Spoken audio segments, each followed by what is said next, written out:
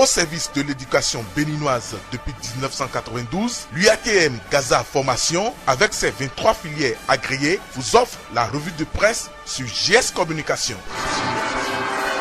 Mesdames, Messieurs, bonjour. Lundi 16 septembre 2019, jour retenu par le gouvernement pour la rentrée scolaire 2019-2020. Déjà, les rues et les ruelles sont inondées d'apprenants pour confirmer cette décision du gouvernement. Fraternité s'en réjouit et signale que c'est parti pour 9 mois de travail académique. L'école ouvre ses portes, mais les difficultés sont toujours guettées, écrit le journal de Ménoté avant de livrer la liste de mutation des enseignants. Toujours dans son rôle d'éclaireur, Fraternité mentionne que les comptables et les intendants des établissements sont connus. Parlant de la rentrée scolaire 2019-2020, le Soleil Bénin Info trouve que l'exécutif a pris des mesures idoines pour une année scolaire tranquille. Le journal de Hervé Aladé livre le message du maire de la ville de Cotonou, Isidore Nonfou, aux acteurs du système éducatif et profite également pour dévoiler les noms et prénoms des 87 chefs d'établissement punis pour insuffisance de résultats aux examens. Si la Nouvelle Gazette, lui, nous apprend que Victor Laouin appuie les populations de Magoumi et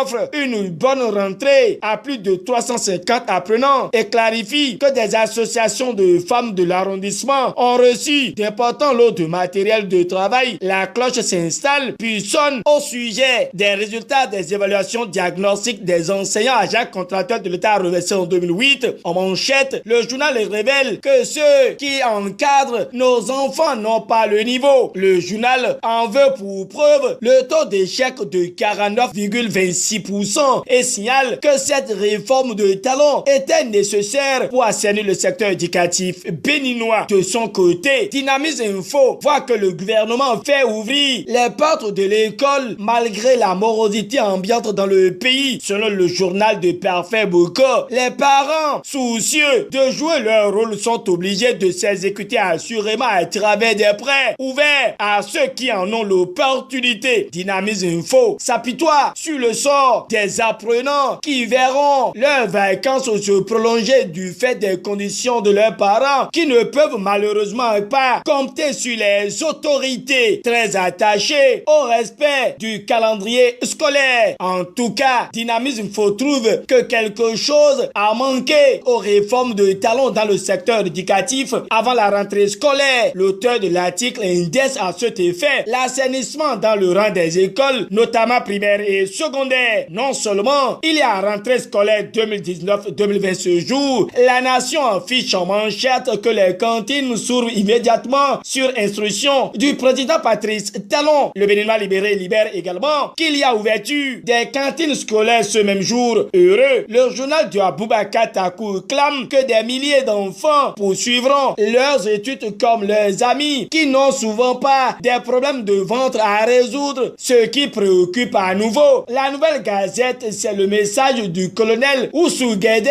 aux apprenants et aux enseignants entrant dans le cadre de la rentrée scolaire 2019-2020. Si l'école béninoise est prête et ouvre ses portes ce lundi 16 septembre 2019, nouvelle mutation voit aussi que tout est fait prêt pour les festivités du Festival Afrique à Vaudou USA prévu pour les samedis et dimanches prochains à New York. Nouvelle mutation donne les assurances de Denis Achadi à Songba en la matière, puis mentionne qu'en prélude à cette réjouissance culturelle, une conférence de presse est prévue pour ce mercredi dans la commune d'Abomey. Quel avis de la culture? Le Nouvel Observateur nous vient avec le titre Affaire 18 kg de cocaïne pure, puis se demande si le Bénin sera bientôt à nouveau condamné par la Cour africaine des droits de l'homme et des peuples. Sans répondre, le pays émergent livre les risques que court l'État béninois en cas de non-application de la décision de la Cour africaine des droits de l'homme et des peuples dans l'affaire de trafic de 18 kg de drogue. Suivant le confrère, Patrice Talon est contraint de négocier avec Sébastien Germain à Javon. Ici, il ne s'agit pas de négociation, mais la révélation des non-dits des élections législatives d'avril 2019. La dépêche s'installe et livre les déballages de Jean-Baptiste Elias. Oui, le président de l'Association nationale de lutte contre la corruption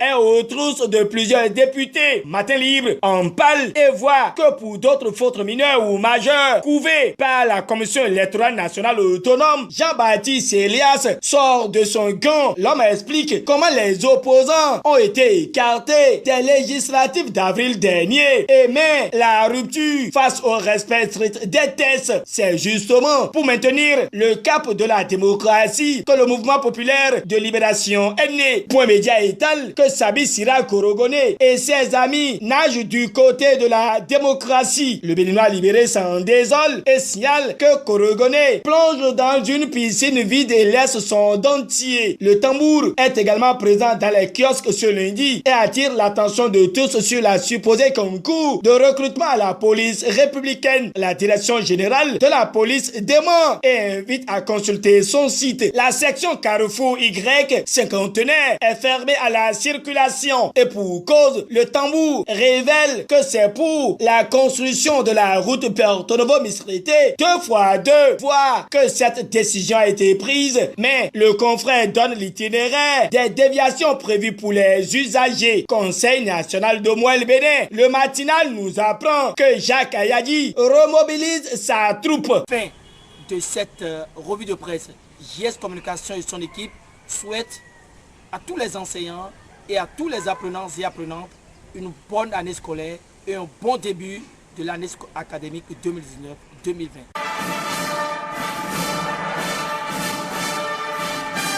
C'était la revue de presse en fait par l'UATM Gaza Formation sur GS Communication.